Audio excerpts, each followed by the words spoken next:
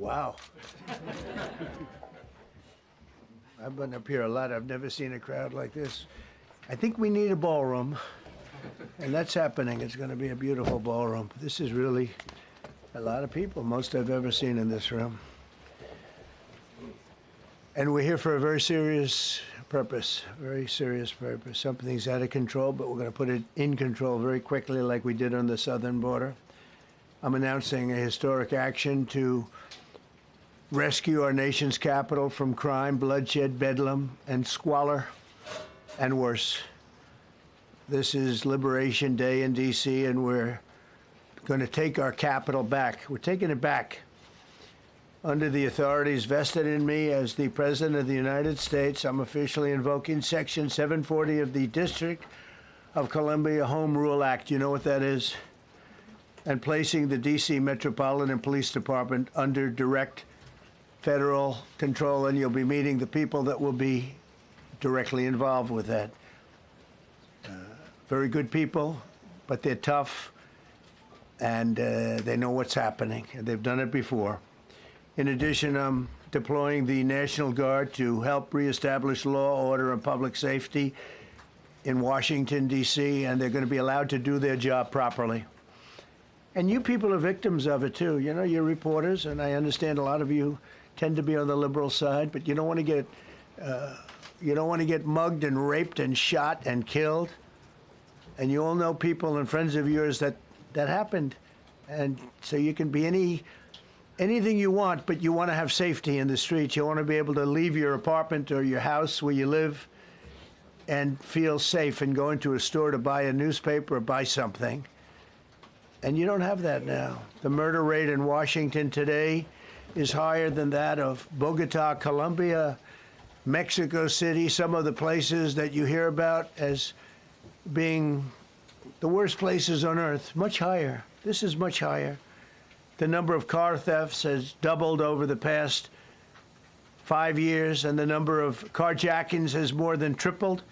Murders in 2023 reached the highest rate probably ever. They say 25 years, but they don't know what that means because it just goes back 25 years. Can't be worse. Our capital city has been overtaken by violent gangs and bloodthirsty criminals, roving mobs of wild youth, drugged-out maniacs and homeless people.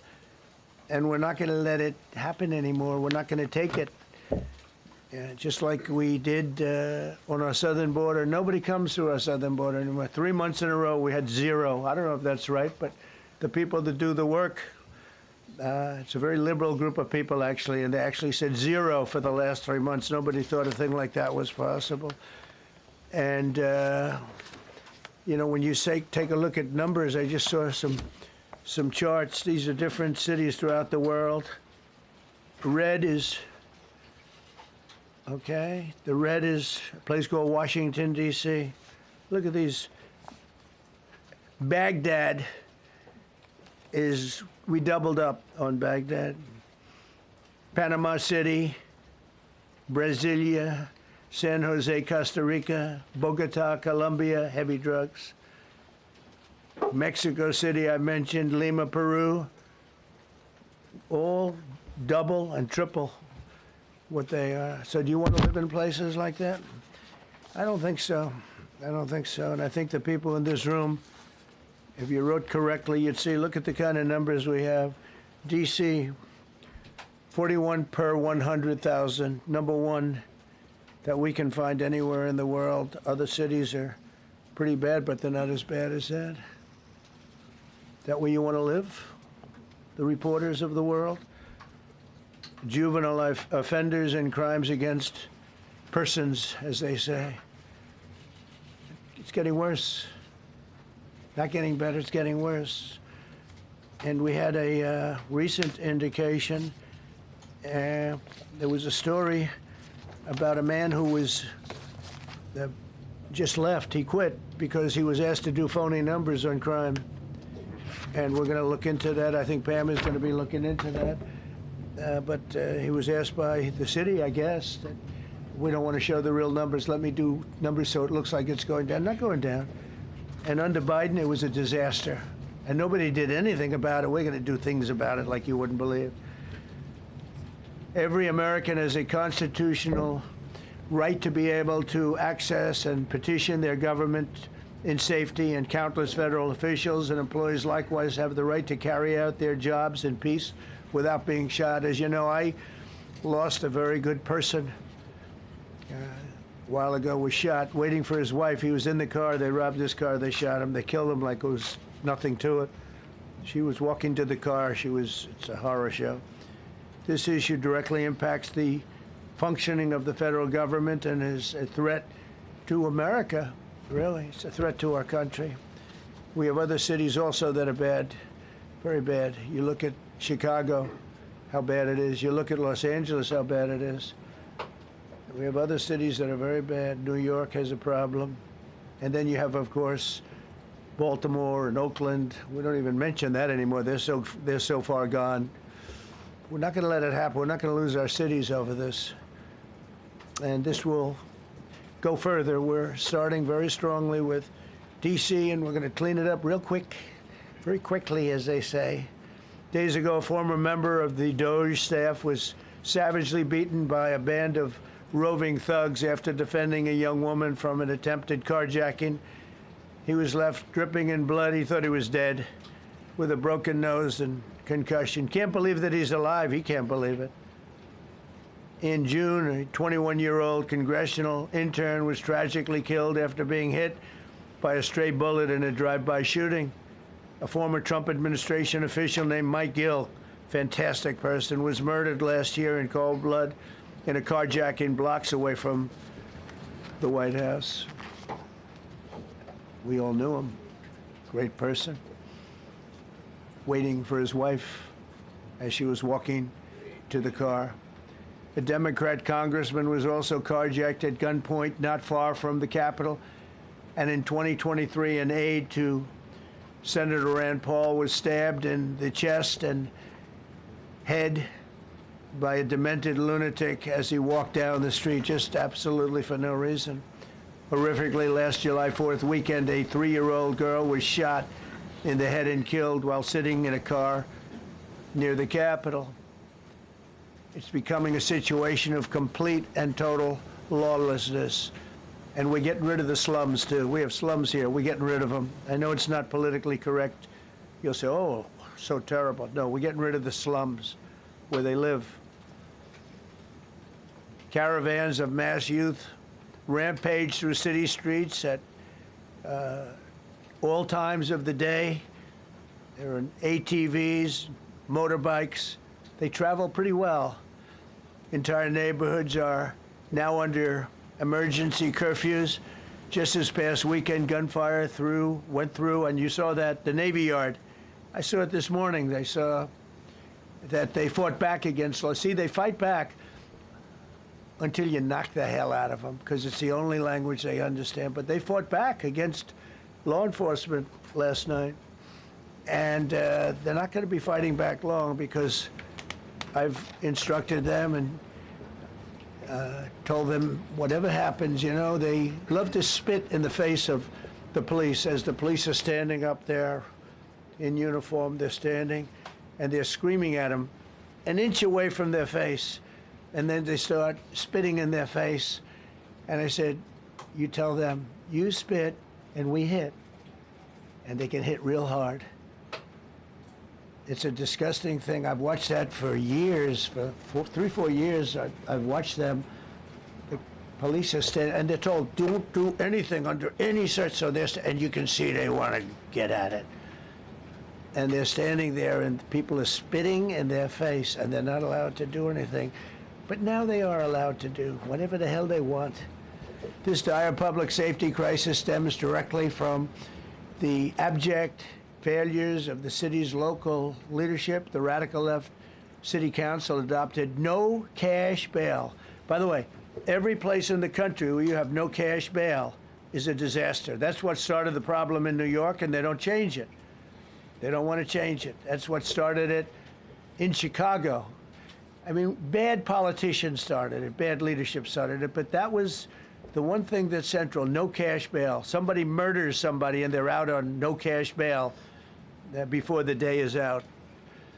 We're going to end that in Chicago. We're going to change the statute. I spoke with Pam and Todd and everybody. We're going to change the statute, and I'm going to have to get the Republicans to vote because the Democrats are weak on crime. Totally weak on crime. They don't know why. They want to stop because they get mugged too. But we're going to change no cash bail. We're going to change the statute and get rid of some of the other things. And we'll count on the Republicans in Congress and Senate to vote. We have the majority, so we'll vote. We don't have a big majority, but we've gotten everything, including the great, big, beautiful bill. Got that done, and that's one of the greatest things that's ever happened to people in this country. They're starting to figure it out, how good it is. Biggest tax cut in history. So many things. But we'll be able to get that done. So, Todd, if you and Pam can draw up things working with the people, we will. I'll get it passed. We'll get it passed with the Republicans. Probably won't get, think of this, probably won't get one Democrat vote because they have no idea what they're doing. That's why they want men playing in women's sports. That's why they want transgender for everybody transgender. And they just got walloped in an election, in a landslide, and they haven't changed one thing. I saw the other day the certain gentleman who was a very well-known politician, Democrat, was fighting like hell that men should be allowed to play in women's sport. They just don't get it. They said it's an 80-20 issue, and I think it's a 97-3 issue. And I don't know who the three are. I've never heard anybody nobody's ever come up to me, sir, you have to let men play in women's sports. You have to do it, sir. Nobody's ever approached me. I don't know where this issue even comes from. Never seen anything like it.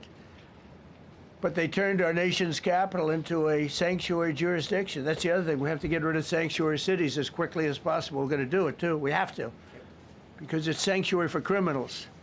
Releasing illegal alien gang members onto the streets. In 2022, nearly 70% of criminals arrested in Washington went unprosecuted. That's not going to happen with the group we have standing aside and standing behind me. And at the Metropolitan Police Department, it's now reached a small number relatively compared to what it was, but it's thousands of people. You know, we have thousands of police. I was told today, sir, they want more police. I heard a number, 3,500 police. That's a lot of police. 3,500. I thought they were going to say, we only have 30 policemen or women. He said, we have 3,500. We need more. You don't need more. That's so many. I never heard. That's like an army. How could you need more than 3,000? It just happened 2 minutes ago. Sir, they've requested more police. Oh, what do they have? About 3,500. I said, 3,500? This is not a big area. It's ridiculous. What you need is rules and regulations, and you need the right people to implement them. And we have the right people here, that I can tell you. Look at the border. Biden said there's nothing you can do. Kamala was the border czar. She never called one of the Border Patrol agents who are great. ICE is great. Never spoke to anybody. Never went there. But she was the border czar. And everybody said it was impossible to fix. I fixed it in 3 months. No, really. I fixed it the first week, but really fixed it over the last couple of months.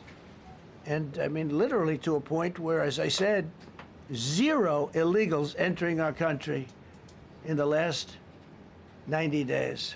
Pretty amazing. It's time for dramatic action. We're going to do the same thing over here. It's going to be a very safe city very soon. We're not looking to just take years, because a lot of people die in years. And we've got incredible people in this country, except we have to allow them to do their job. And that we will deliver like nobody's ever delivered before. I actually think it's easy. You know, if you're competent, it's easy. If you're incompetent, it's impossible. But I'm very competent. Last week, my administration surged 500 federal agents into the district, including from the FBI, ATF, DEA, Park Police, the U.S. Marshal Service, the Secret Service, and the Department of Homeland Security. You know, a lot of nations, they don't have anything like that. They got some police, and they're rough police. They don't have DEA, ATF, FBI, Park Police, U.S. Marshal Service, Secret Service, Department of Homeland Security. They got some police, but they're rough police, and they do their job. They don't have crime. We're not going to have crime either. They made dozens of arrests, and that's what starts to happen. Again, cashless bail.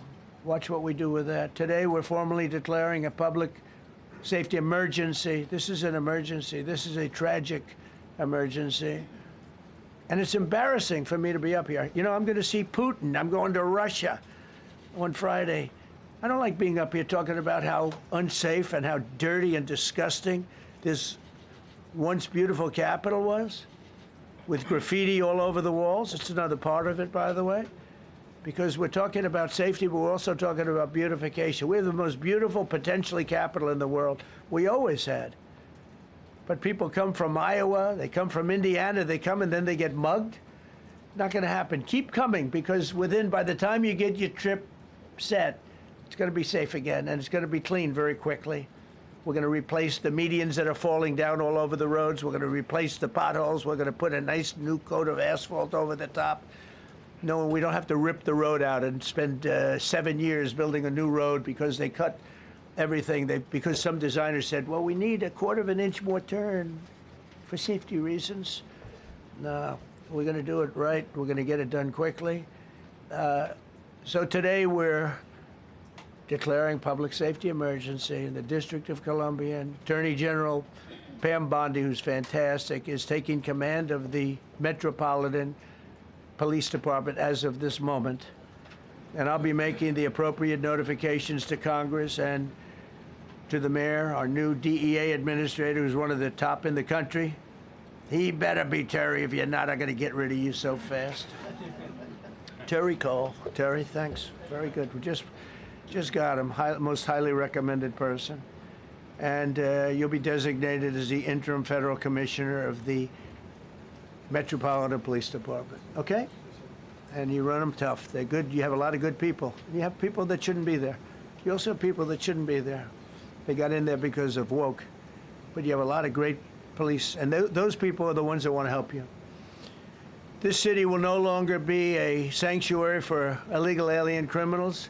We will have full, seamless, integrated cooperation at all levels of law enforcement, and we'll deploy officers across the district with an overwhelming presence. You'll have more police, and you'll be so happy because you'll be safe. When you walk down the street, you're going to see police, or you're going to see FBI agents. We're going to have a lot of agents on the street. You're going to have a lot of essentially military, and we will bring in the military if it's needed, by the way. We're going to have National Guard. But Pete Hegseth will tell you about it. We will bring in the military if needed. People say, oh, that's so terrible. He's going to bring in, it's been used many times over the years. I don't think we'll need it. I think we've got so many great people, including the people that are in the police department with proper leadership. They'll immediately begin massive enforcement operations targeting known gangs, drug dealers, and criminal networks to get them the hell off the street, maybe get them out of the country, because a lot of them came into our country illegally. They shouldn't have been allowed in. They come from Venezuela. They come from all over the world. We're going to get them the hell out. They won't be here long. But some of these people, a lot of them, are homegrown criminals. And these are bad people. These are rough people. And this is just a list of some of the people that were given to me today that were criminals removed from the D.C. streets this weekend. They were rough and tough. But we're rougher and tougher. Look at these people here. Nothing, you know. They're not going to be your local school teacher. Look at this guy. He has killed people numerous times.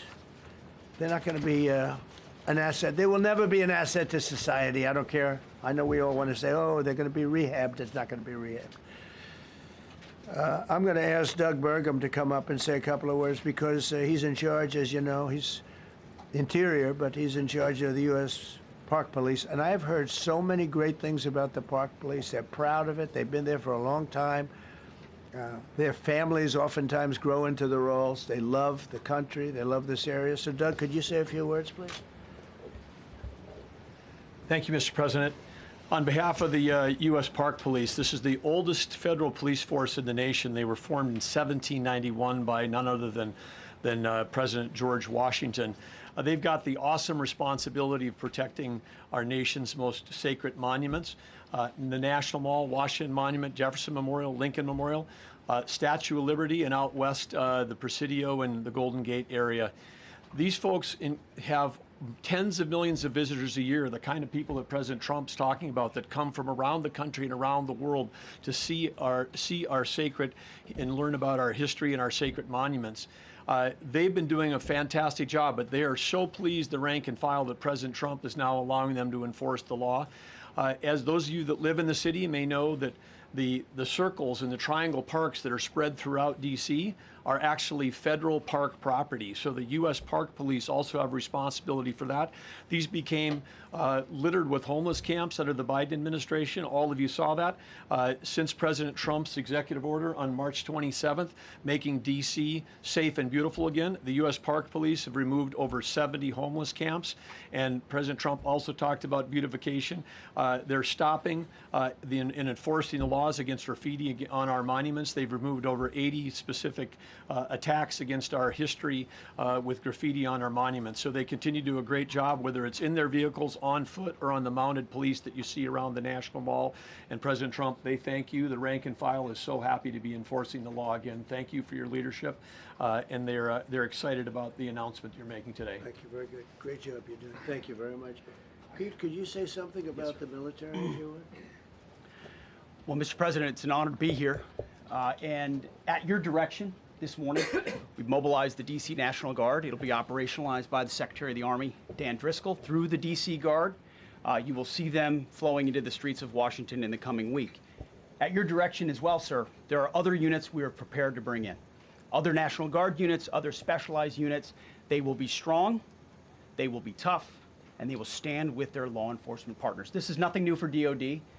As the President noted, at the border, we've got 10,000 troops down there who've been operating in defense cooperation areas, defense zones, where there's zero illegal crossings because of troops on strikers scanning the border. We've been protecting other people's borders for 20 years.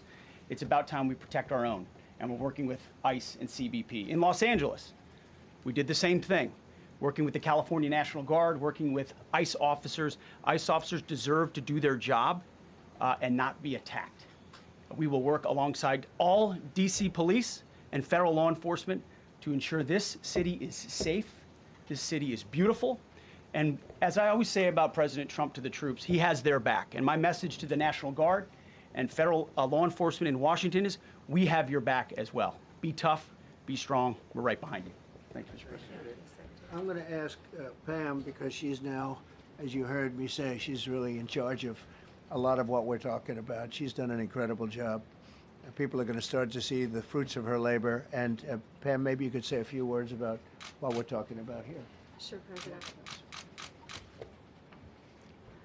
Let me be crystal clear. Crime in D.C. is ending, and ending today. We are going to use every power we have to fight criminals here. President, thank you for caring about our capital. Families come here every summer. Our museums are free. We have the National Zoo. We have the National Gallery. D.C. should be a place where everyone can come and feel safe. Behind me and to my side, we have some of the best career law enforcement and prosecutors in the country who are ready to take this on. As the President said, Terry Cole is going to be supervising the Metro Police Department. Gadi Serralta, our U.S. Marshal, is going to be supervising command and control, the entire operation. Our Deputy Attorney General, Todd Blanche, and I will be working with them closely, along with our great FBI Director, Kash Patel. Kash is going to talk to you in a minute about what we did in Virginia recently with Governor Youngkin. Many of you covered that, and it was tremendously successful. Not only that, our secret weapon here in D.C. is U.S. Attorney Jeanine Pirro, one of the toughest prosecutors and a former judge, and she is going to be talking about juvenile crime, how it's out of control here, and what she's going to do to fight back. No more crime rampant in our beautiful capital. No more teenage girls beating a disabled man to death. No more of that. No more drive-bys. We're going to do everything we can. And working with the ATF Director Driscoll and Commander of the Army, we're going to all work together. That's what we all do in this room. We work together, we fight. Do not underestimate one person in this room. We're going to make DC beautiful. We're going to make DC safe again. One other thing, just at the wharf a few days ago, the area of the wharf, Terry Cole reached out to me, not even nightfall, on the weekend, where so many families and tourists go. A guy's overdosing from fentanyl on a park bench. In the middle of families around, they administer Narcan and saved his life. No more of that. The President of the United States is going to clean up DC, and we're going to be there to help him, and we're going to be successful. Thank you. Thank you, Ben. Cash, talk about Northern Virginia, if you will. Northern Virginia, we had a big success. Thank you, Mr. President. Thank you, Attorney General Bondi, for your leadership, Deputy Attorney General, and the rest of our interagency partners. Mr. President, the following is what happens when you let good cops be cops, and I just want to highlight that before I get into Northern Virginia. This year alone, under President Trump's administration, we've had over 4,000 child victims identified and found. That's a 33% increase from the same time period last year. 33% increase. We've had a seizure of 1,500 kilograms of fentanyl up to this date. That is a 25% increase since the same time period last year. And just to put it in perspective, 1,500 kilograms of fentanyl is enough to kill 115 million Americans. 115 million Americans. Cops are getting after it. The FBI has arrested 19,000 people this year alone. Thanks to President Trump's administrations, that's double than where we were this time last year. And we have also arrested 1,600 people who have committed violent acts against children. 270 of them are human traffickers of children. Mr. President, this is what happens when you have great leadership at the Attorney General with Pam Bondi, your administration's priority of protecting the homeland and protecting American citizens and protecting our children, and the murder rates are plummeting. We are now able to report that the murder rate is on track to be the lowest in U.S. history, in modern recorded U.S. history, thanks to this team behind me and President Trump's priorities. And how do we do it? And what are we going to bring to D.C.? What we did in Northern Virginia, thanks to Terry Cole and Governor Youngkin and the team, we stood up a task force out in my Northern Virginia field office, and we said, let's let good cops be cops, let's get them the intelligence and what they need, and let's get the red tape out of their way, and let's get DOJ partnered up with us to bring great prosecutions, and that's exactly what we did. In 1 month, we arrested 545 violent felons. 545 in the state of Virginia, thanks to Governor Youngkin's partnership. And that simplicity in law enforcement is what's coming to Washington, D.C. When you let good cops be cops, when you give them the intel they need, when you work with our Homeland Security Task Force, when you work with Terry and Gaddy and I go way back to Miami, these guys are great leaders of the respective departments and law enforcement capacities. And when you have the DOJ and President Trump driving behind this mission, we are going to clean up Washington, D.C., and we're going to do it the right way, the lawful way, and we're going to make sure Washington, D.C. is safe again. Thank you, Mr. President. Thank you, Attorney General. Thank you very much. Good job. Thank you, Cash. So the process begins right now. It actually started over the weekend, and we confronted a lot of very bad people. But it's going to be something that will be pretty amazing to you as you watch it. And I think most of you say it's a beautiful thing to do it right. We're going to be removing homeless encampments from all over our parks, our beautiful, beautiful parks, which now a lot of people can't walk on. They're very dirty, we got a lot of problems. But we've already started that. We're moving the encampments away, trying to take care of people. Some of those people, we don't know how they even got there. Some of those people are from different countries, different parts of the world. Nobody knows who they are. They have no idea, but they're there. We're getting rid of the people from underpasses and public spaces from all over the city. There are many places that they can go, and we're going to help them as much as you can help. But they'll not be allowed to turn our capital into a wasteland for the world to see. The Metropolitan Police Department and the federal authorities will be supported in the effort, a really big effort, the 800 DC National Guardsmen that we'll put on, and much more if necessary, much more.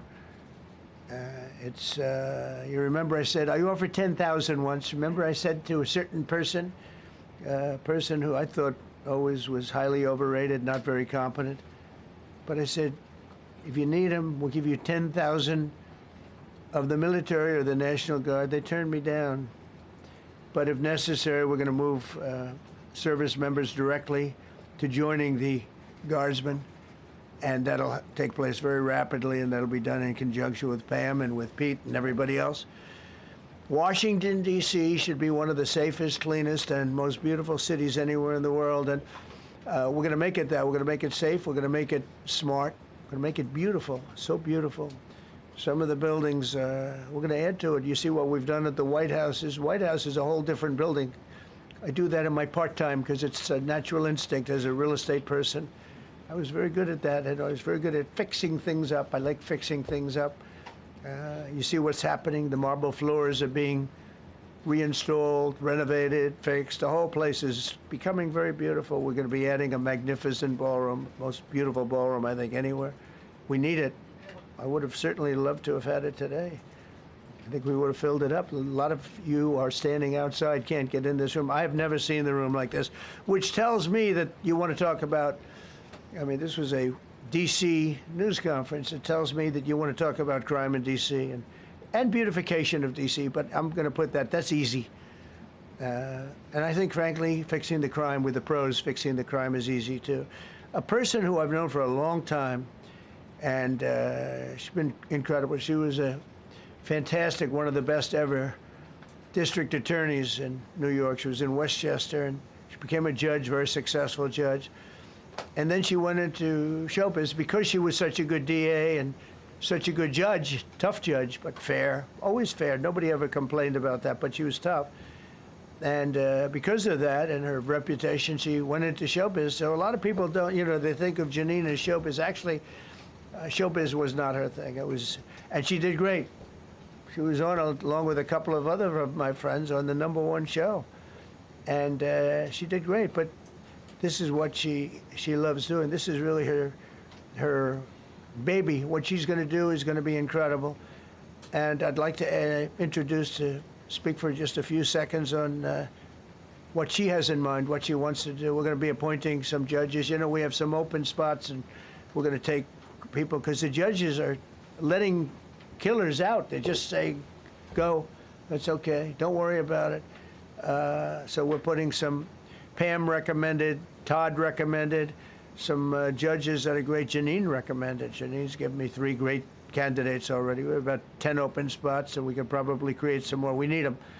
Janine, would you say a few words, please? Thank you very much, Mr. President, and thank you, Madam Attorney General, and to all my partners here. We all want the same thing. We all want a safe city. We want a safe capital. We want to be able to bring our families here. We want to be able to come and enjoy the history that makes this place great.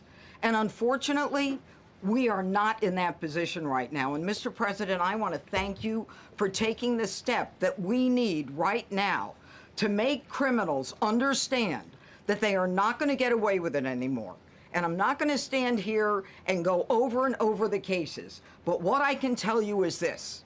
I see too much violent crime being committed by young punks who think that they can get together in gangs and crews and beat the hell out of you or anyone else. They don't care where they are. They can be in DuPont Circle, but they know that we can't touch them. Why? Because the laws are weak. I can't touch you if you're 14, 15, 16, 17 years old and you have a gun. I convict someone of shooting another person with an illegal gun on a public bus in the chest, intent to kill. I convict him, and you know what the judge gives him? Probation. Says you should go to college. We need to go after the D.C. Council and their absurd laws. We need to get rid of this concept of, no cash bail. We need to recognize that the people who matter are the law-abiding citizens, and it starts today. But it's not going to end today, because the president is going to do everything we need to do to make sure that these emboldened criminals understand we see you, we're watching you, and we're going to change the law to catch you. And my final note is this. These kids understand that the jurisdiction is through the State Attorney General, Brian Schwab. I did a poster of the young man from Doge who was beaten bloody with a severe concussion, a broken nose. And then I did a poster of what happens to those kids, because I can't arrest them, I can't prosecute them. They go to family court, and they get to do yoga and arts and crafts. Enough. It changes today. Thank you, Mr. President. Thank you, Jim. You're welcome. Great job. Thank you. If I could, I just signed some executive orders. I'd like to have Will please come up, and we'll let the people know what we signed. Do you want to put them down? Yes, sir. Go ahead. A short while ago in the Oval Office, President Trump signed 2 crucial executive actions to deal with the emergency crime conditions we currently face in the District of Columbia. The first of these was an executive order, as President Trump said before, invoking his powers under Section 40 of the Home Rule Act to take federal control of the D.C. Metropolitan Police Department. Along with that executive order, President Trump signed the statutorily required notification letters to Mayor Bowser and to the relevant House and Senate committee leaders. The second major executive action that President Trump signed was a presidential memorandum directing the Secretary of Defense to utilize the National Guard to address the conditions we see on our streets here in D.C. It also authorized the Secretary of Defense to work with state governors to utilize their National Guard units if necessary as well. These are bold, decisive steps intended to combat the out-of-control crime conditions we've seen on D.C.'s streets for far too long, and I, for one, am deeply proud to be part of an administration that's finally coming to terms with these issues, sir. Thank you very much. Sir. Thank you. So, just to conclude, Washington, D.C. should be one of the safest, cleanest, most beautiful places anywhere in the world. It was years ago. We had one problem that was a pretty big problem. The radical left got out of control, and they started trying to rip down statues. And I said, let's go pass a law real fast. We're going to do it real fast, but we were blocked by the Democrats, who do not want safety. Nobody gets it. I don't get it. They don't get it, because they can't get votes. I don't know how they can win an election with this, but they don't want safety. And I found an old statute, very old, early 1900s, that said if you so much as touch or even think about destroying a statue or a monument in Washington, D.C., you go to jail for 10 years with no probation, no anything. In other words, slightly different than we have today. Today we have cashless bail. There you get jailed 10 years. No curtailed sentence, 10 years. And we took it out. Nobody used it. It was never used because, you know, it's harsh. And you remember they started to rip down the statue of Abraham Lincoln. I said, that's a tough one to rip down. He was pretty good, Pam. I think he was pretty good. When the ropes started going around Abraham Lincoln to pull him down, Andrew Jackson, others, and they were heading to the Jefferson Memorial, Thomas Jefferson. They're going to do a big number there. I said, it's time. And I signed that statute immediately. We had it updated. We made it use the same language, all passed by Congress. And I announced it's 10 years in jail, no probation, no anything, 10 years, no curtail sentence if you touch, so much as touch a statue in Washington, D.C. And it was an amazing sight, beautiful sight. Everybody just left. The ropes were hanging around Andrew Jackson, and there were 2 ropes around Abraham Lincoln. They left the rope, but everybody just left. And that was the last problem we ever had. You know, that was the last problem that we ever had with the statues. They were going wild, and somebody came to me and said, sir, in 1910, I don't want to give you an exact, because you'll say, Donald Trump gave us wrong dates around like early on. You know, if I'm slightly off, they make you sound a little bad. So I won't put myself in that position. I won't put you in that position, because I think everybody agrees with what we're doing today. But when I signed that thing, it was like a miracle. Everybody left. They were gone. They were starting to march down. They started the march toward Thomas Jefferson. And I figured he was always going to be safe. But they found something with him, and they found something with Abraham Lincoln. And even in the name George Washington in California, numerous places changed the name of George Washington High School and various other places. They took George Washington's name. This was a sick, woke culture that I think we've largely ended. And a lot of those people that were woke are now turning out to be the opposite. I won't go so far as to say MAGA. It's a very special category. But they've gotten out of that. But we have people that love this country, and they love this really beautiful capital. It is. I flew over it the other day, and I said, what a beautiful place. But if there's crime all over the streets, when you get there, it doesn't look so beautiful. But we're going to make it beautiful again. We're going to fix it with crime, and we're going to also, as we're doing that, we're going to start doing things that we know how to do, that I know how to do better than anybody, I guess, because of my experience from previous life. But not only are we stopping the crime, we're going to clean up the trash and the graffiti and the grime and the dirt and the broken marble panels and all of the things they've done to hurt this city. And we're going to restore the city back to the gleaming capital that everybody wants it to be. It's going to be something very special. All of these people are really tough. Could I shake your hand, Gaddy, please? You're going to be so important here. You're going to be that guy. I hope I don't have to fire him in 2 weeks because he's too soft. I don't think he's too soft. If I do, I will, though. Is it okay if you're soft, weak, and pathetic, like so many people, I will fire you so fast. You're not going to have to worry about that. No, I think you're going to do a fantastic job. And everybody in this room, they may not express it, but they all want that to happen. You know, they want to be safe, and they have families too. So it's an honor to have such a large group. I've done this for years now, hard to believe. I've never seen this room so packed. In fact, I'm sure it's a violation of every fire code. But we'll let you stay anyway. You're taking a chance. And with that, we'll say, maybe if you could, oh, wow. We could be here all day long. If we could keep the first questions, perhaps, to this subject, and then we'll go on to a few others. Please.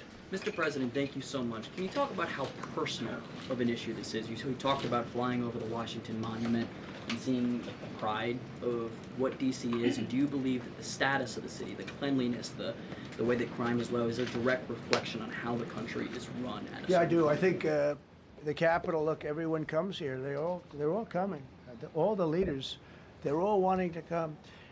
And I say it, I've said it again, but I'm really just quoting other leaders from NATO, from the Middle East, King of Saudi Arabia, Qatar, UAE. I was over there. We brought back $5.1 trillion of investment into our country. But a month and a half ago, I was at NATO.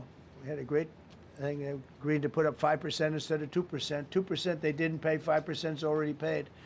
We had a great meeting, and they all said the same thing. They said our country was dead. They thought our country was gone.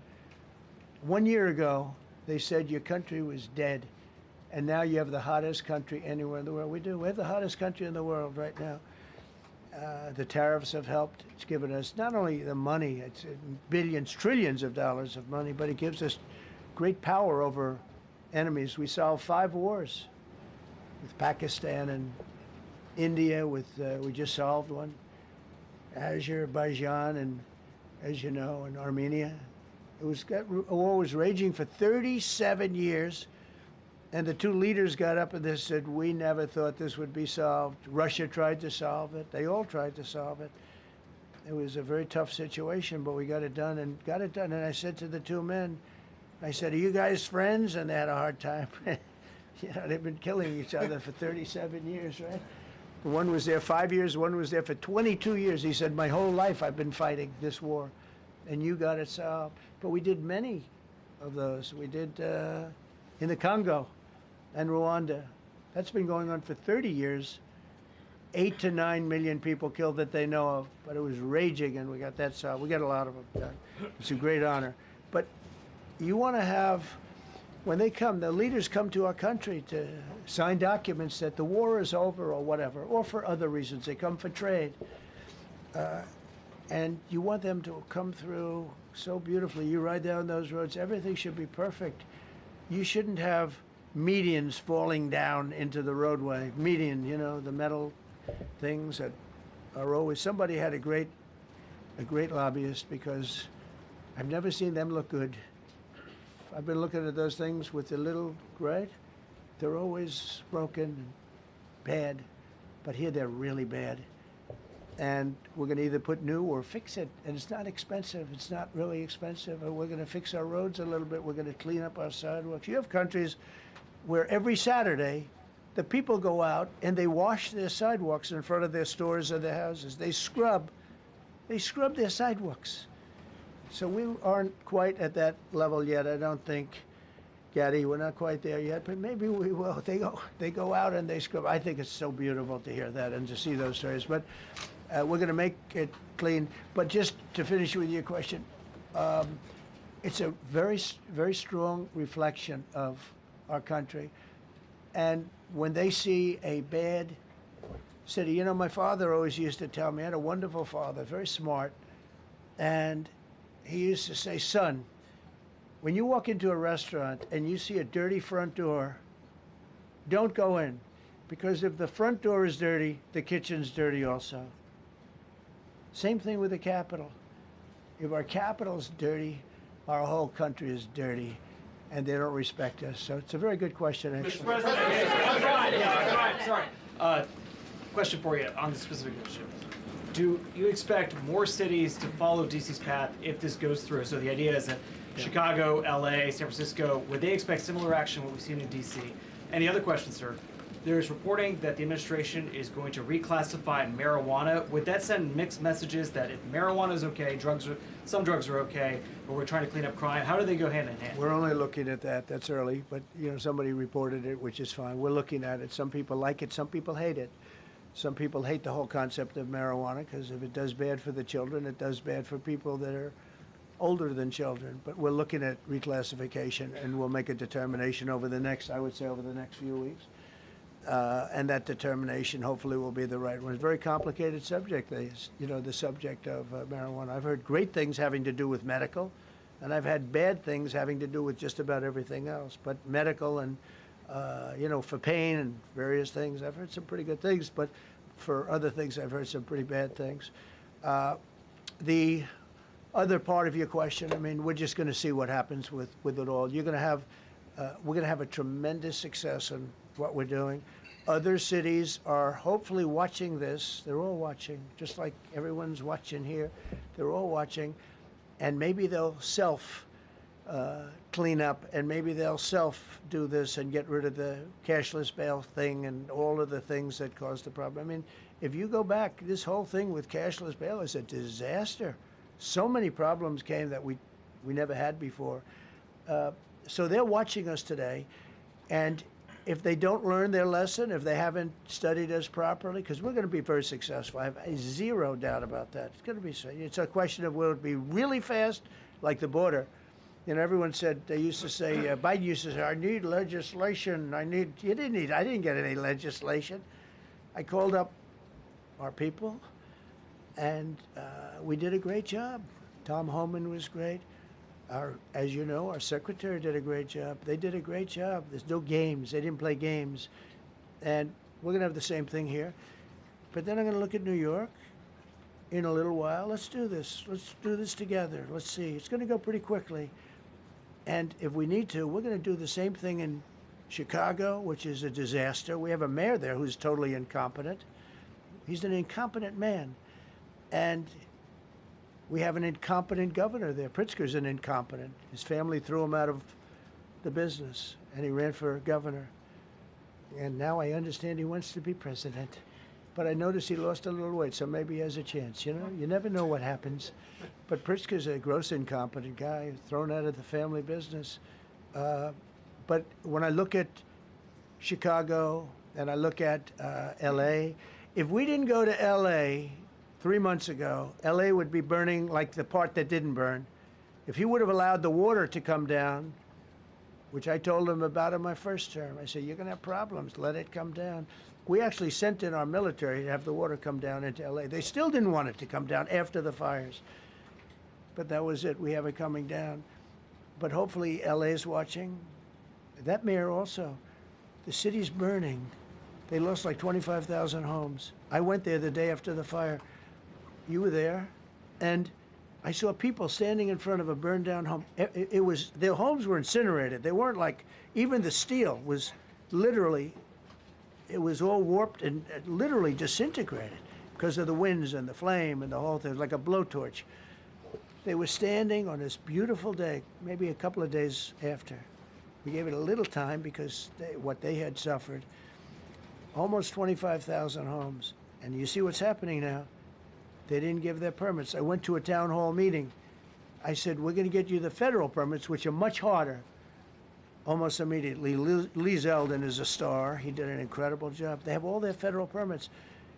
They don't have their city permits. And the mayor said to me, we think we can have them in 2 years.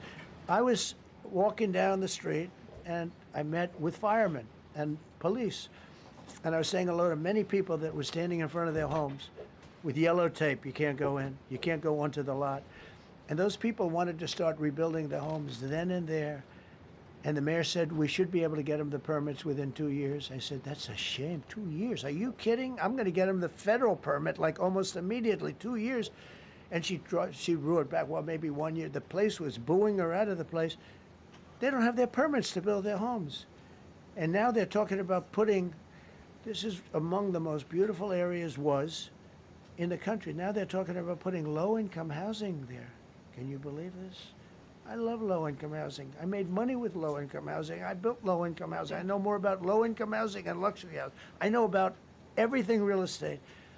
They want to replace some of those homes with low-income housing. They haven't gotten their permits yet. We've gotten all the federal permits, which are much tougher to get, and it was done almost immediately through Lee Zeldin and Federal Environmental. And I watched the other day, those people are angry. And now, you know, they had tremendous, they loved that area. They loved the whole big area, different places, but they loved it. It was all luxury stuff and beautiful stuff. And some wasn't that luxury, but the level of love for that neighborhood, their neighborhoods, was incredible. And you know what? I watch people on television, they want to go, they want to leave. They've lost their spirit, they've lost their heart, because the mayor's incompetent. And Gavin Newsom is incompetent. Got a good line of bullshit, but that's about it. He's incompetent. And you have Los Angeles is, you know, it's amazing. You know, I called, the first thing I did, I got the Olympics to go there. I was the one that got it. And by a rare thing that happened, I'll be the president. I was very upset because I got the Olympics there, and I said, I won't be president when it comes. But bad things happened, and illegal things happened, really illegal things happened. Now it turns out one good thing was I'm going to be the president for the Olympics for 2050, for 250, which is going to be fantastic, and also for the World Cup. So we have a lot of good things, and I hope 250 is going to be the 250th anniversary is going to be the best. But when I looked at those people, and I saw last night on television that they still don't have their permits, it's a disgrace what's happened in Los Angeles. Yeah, thank you. The China tariff deadline is tonight. Do you plan to extend that? We'll see what happens. China's been, we've been dealing very nicely with China, as you probably have heard. They have tremendous tariffs that they're paying to the United States of America.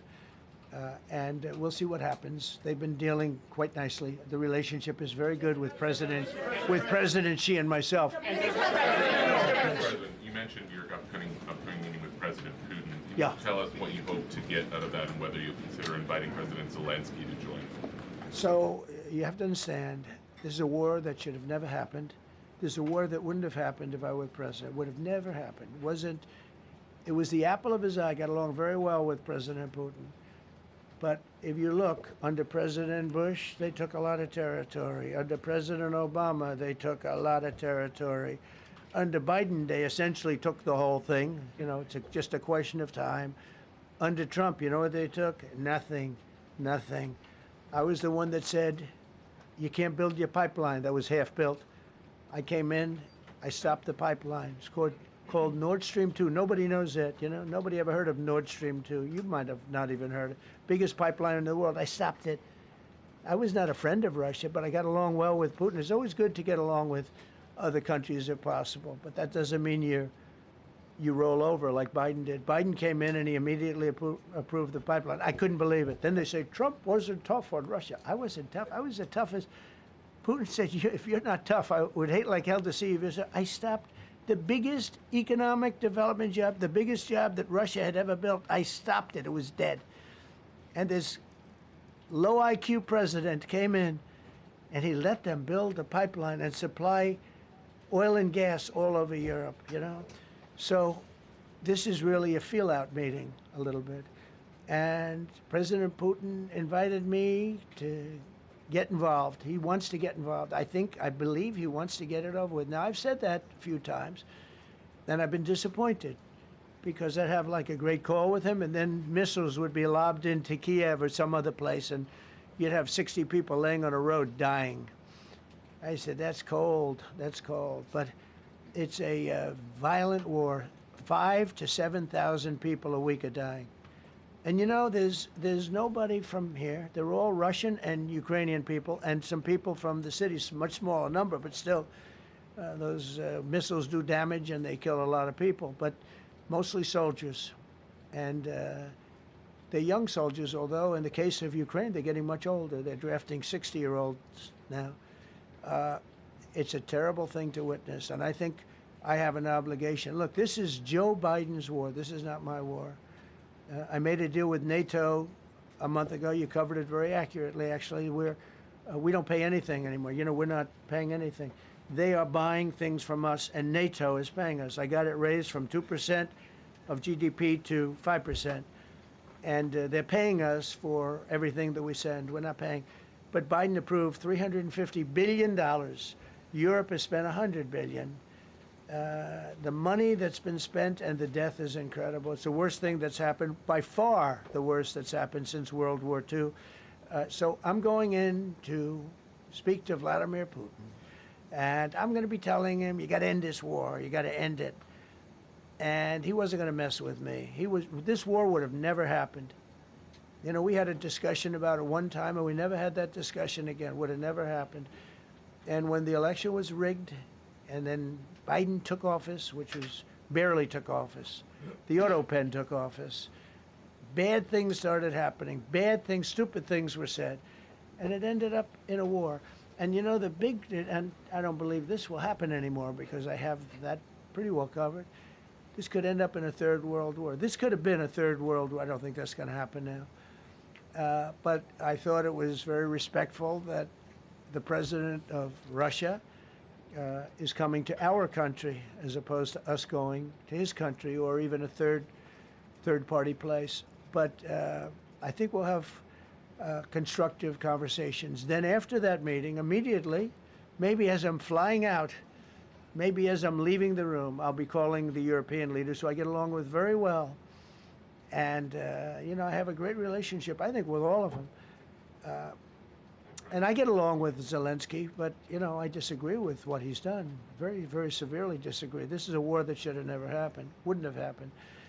But I'll be speaking to Zelensky. The next meeting will be with Zelensky and Putin, or Zelensky and Putin and me. I'll be there if they need, but I want to have a meeting set up between the two leaders. I was a little bothered by the fact that Zelensky was saying, well, I have to get constitutional approval. I mean, he's got approval to go into war and kill everybody, but he needs approval to do a land swap because there'll be some land swapping going on. I know that through Russia and through conversations with everybody to the good, for the good of Ukraine. Good stuff, not bad stuff. Also, some bad stuff for both. So there's good and there's bad.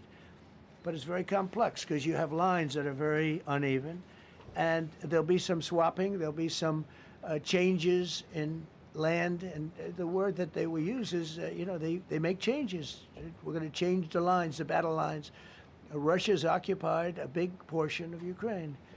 They've occupied some very prime territory. We're going to try and get some of that territory back for Ukraine. But they've taken some very prime territory. They've taken largely ocean, in real estate we call it oceanfront property. That's always the most valuable property. If you're in a lake, a river, or an ocean, it's always the best property. Well, Ukraine, a lot of people don't know that Ukraine was largely 1,000 miles of ocean.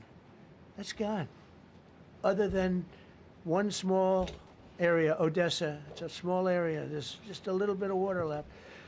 So I'm going to go and see the parameters. Now, I may leave and say, good luck, and that'll be the end. I may say this is not going to be settled. I mean, there are those that believe that Putin wanted all of Ukraine. I happen to be one of them, by the way. I think if it weren't for me, he would not be even talking to anybody else right now. But I'm going to meet with him. We're going to see what the parameters are. I'm then going to call up President Zelensky and the European leaders right after the meeting, yeah. And I'm going to tell them what kind of a deal. I'm not going to make a deal. It's not up to me to make a deal. I think a deal should be made for both. I think Russia has to get back into building their country. It's a massive country. I think they have 11 time zones, if you can believe it. It's a massive, it's by far, from the standpoint of land, it's by far the largest. They have tremendous potential in Russia to do well. They're not doing well. Their economy is not doing well right now because it's been very well disturbed by this. It doesn't help when the President of the United States tells their largest or second largest oil buyer that we're putting a 50% tariff on you if you buy oil from Russia. That was a big blow. And then they say, gee, he wasn't so tough. Nobody else would have done that. And I haven't stopped there. I mean, look, I was all set to do things far bigger than that, but I got a call that they'd like to meet, and I'm going to see what they want to meet about. I'd like to see a ceasefire. I'd like to see the best deal that could be made for both parties. It takes two to tango, right? So ultimately, I'll have a meeting next week. I had a great relationship with him, considering the fact that, I was not nice to him because of the pipeline. I ended the pipeline. I also gave the javelins. Do you ever hear of a javelin? Javelin is called a tank buster. They say that Obama gave them sheets and I gave them javelins. If it weren't for me, all those tanks that were destroyed at the first days of the war because the tanks got stuck in the mud, some commander made a better. They would have been in Kiev in 4 hours going down the highway. But a Russian general made a brilliant decision to go through the farmland instead. And they just had torrential rains, and the rains were so bad, and it was mud, and those tanks got stuck in the mud. I don't know who that general is, but knowing Vladimir, he's probably not around any longer because all those tanks were stuck in the mud, and they went along with the javelins. I gave them the javelins. You know that, right? I gave them javelins. They gave them sheets. But I'm going to meet with President Putin, and we're going to see what he has in mind. And if it's a fair deal, I'll reveal it to the European Union leaders and to the NATO leaders and also to President Zelensky. I think out of respect, I'll call him first. And then I'll call them after. And I may say, lots of luck, keep fighting. Or I may say, we can make a deal. I will tell you this. I've seen a poll coming out of Ukraine. 88% of the people would like to see a deal made. And if you go back 3 years, everybody was gung-ho for war. Everybody's gung-ho for war until you have it.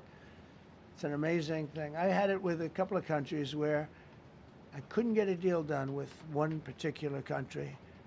And I just couldn't. The guy's great. He's a friend of mine. Great. Good leader. Tough as hell. I couldn't get the deal done. And then he went into war for a short period of time. You know where I'm talking about. First term. And it was nasty. Guys being killed all over the place. And he went through 1 week of war, and I was able to get the deal done. He said, this is nasty. Yes, please. Yeah, just to follow up on what you were saying there. First of all, Volodymyr Zelensky is not invited on Friday? He wasn't a part of it. I would say he could go, but he's gone to a lot of meetings. He's been there for 3.5 years. Nothing happened. And what is the definition? I mean, do you want somebody that's been doing this for 3.5 years? What's the definition of a good deal? I'll tell you after I hear what the deal is. I was gonna ask Because you- there could be many definitions. You know, you're talking about a very large and complex situation. Now, I tell you, the war that I just settled with Azerbaijan and with, as you know, and Armenia was almost as complex as this one, having to do with routes, Successful trade. meeting on Friday with Vladimir Putin. Well, we're going to have a meeting with Vladimir Putin, and at the end of that meeting, probably in the first 2 minutes, I'll know exactly whether or not a deal can be How will you made. know that? Because that's what I do. I make deals. Mr. President. please, go ahead. Yeah, thank you, Mr. President. I'm going to ask you two questions, one about China, one about Russia, if I could. On China, your administration agreed to send the most advanced or advanced NVIDIA and AMD chips. No, to obsolete. No. obsolete chip. Well, and then 15% of the You profits mean the come back. 20s? No. This is an old chip that China already has. And I deal with Jensen, who's a great guy, and NVIDIA. The chip that we're talking about, the H20, it's an old chip. China already has it in a different form, different name, but they have it. Or they have a combination of two will make up for it and even then some. Now Jensen's a very brilliant guy, and Jensen also has a new chip, the Blackwell. Do you know what the Blackwell is? The Blackwell is super duper advanced. I wouldn't make a deal with that, although it's possible I'd make a deal, a somewhat enhanced in a negative way Blackwell. In other words, take 30% to 50% off of it. But that's the latest and the greatest in the world. Nobody has it. They won't have it for 5 years. But the H20 is obsolete. You know, it's one of those things. But it still has a market. So I said, listen, I want 20% if I'm going to approve this for you, for the country, for our country, for the U.S. I don't want it myself.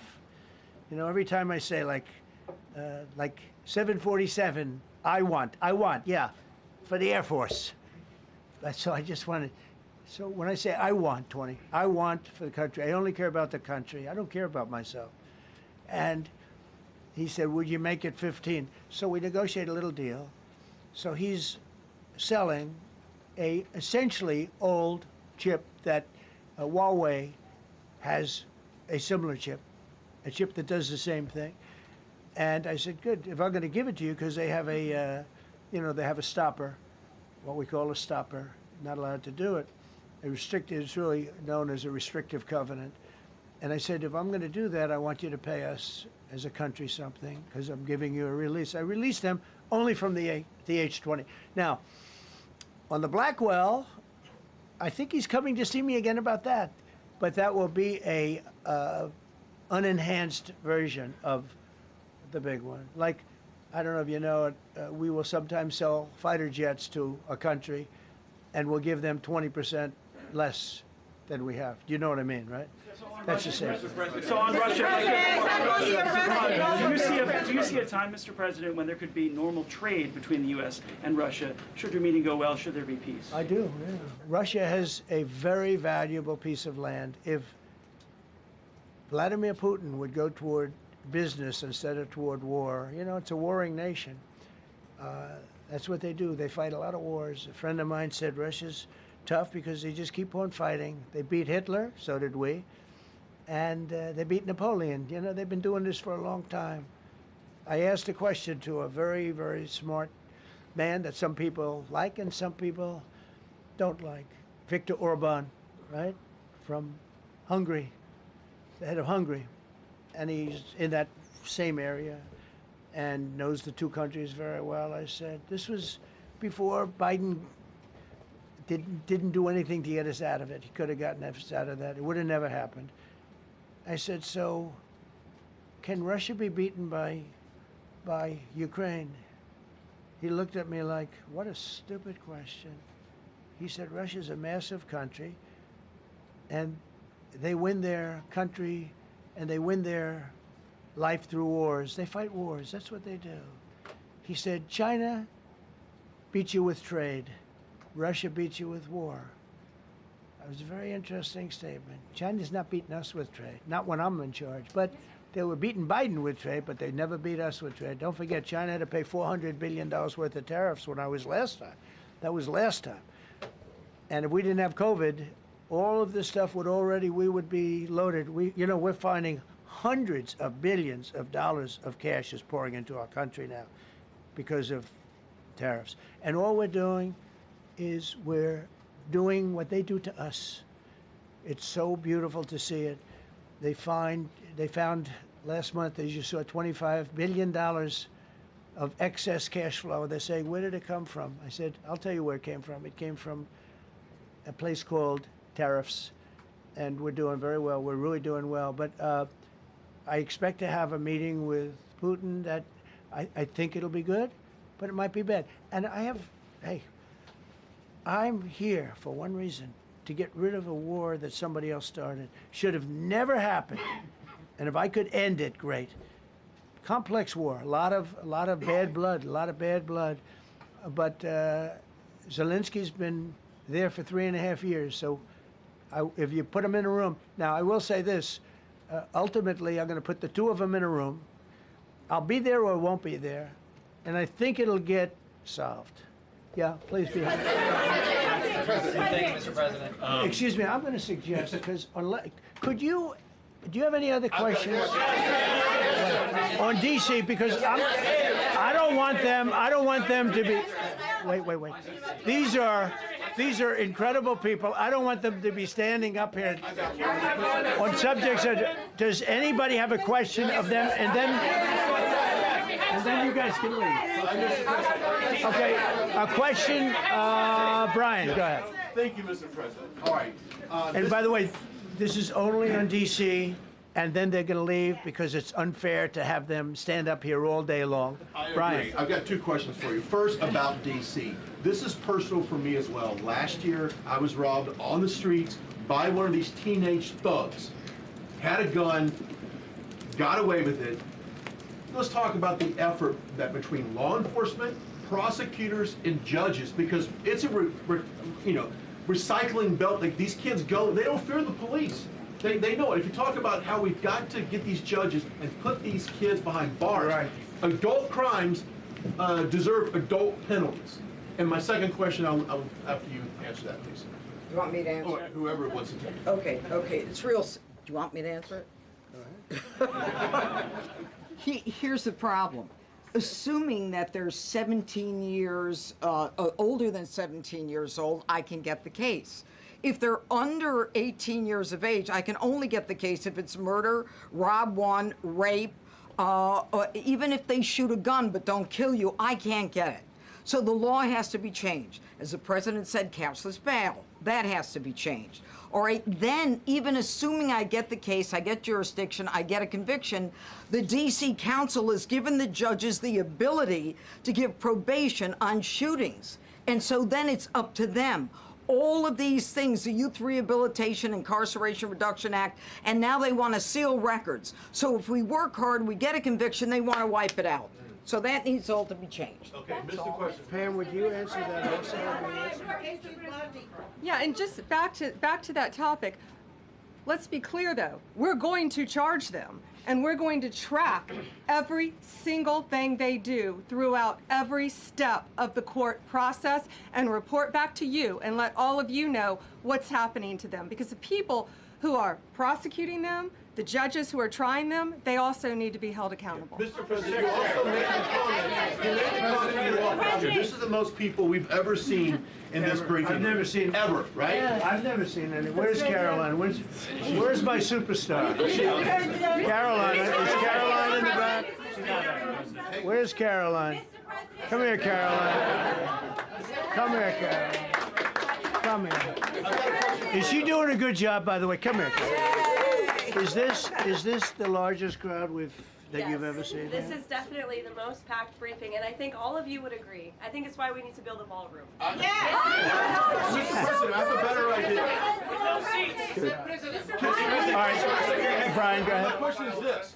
You're building the big, beautiful ballroom. Yeah. Could we build a big, beautiful briefing room, updated technology, more seats? I don't want to do that. I don't want you to be comfortable. So no, I don't want to make life comfortable. So look, look. Let's just do this. Let's do this. It's going to be a big thing. We're going to Russia. That's going to be a big deal. What happens, happens. I'll let you know what happens. You'll be the first to know. I'll be calling the European leaders. I'm going with totally. I mean, we have a lot of talks. They're great people. They're great leaders, actually, and they want to get back. Honestly, as one of them said, I've OD'd on trying to settle Ukraine. They've OD'd, meaning they've overdosed on the settlement of Ukraine. Not a nice expression, but boy, is it accurate. They're tired of it. They want to get back to spending money on their countries. You know, Biden gave them $350 billion. Europe gave $100 billion.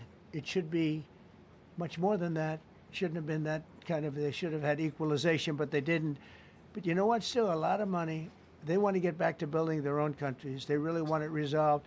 My relationship with the European leaders, as you saw, is extremely good. It's perfect. It's beautiful. Wait. And we're going to try. I'll be in touch with them.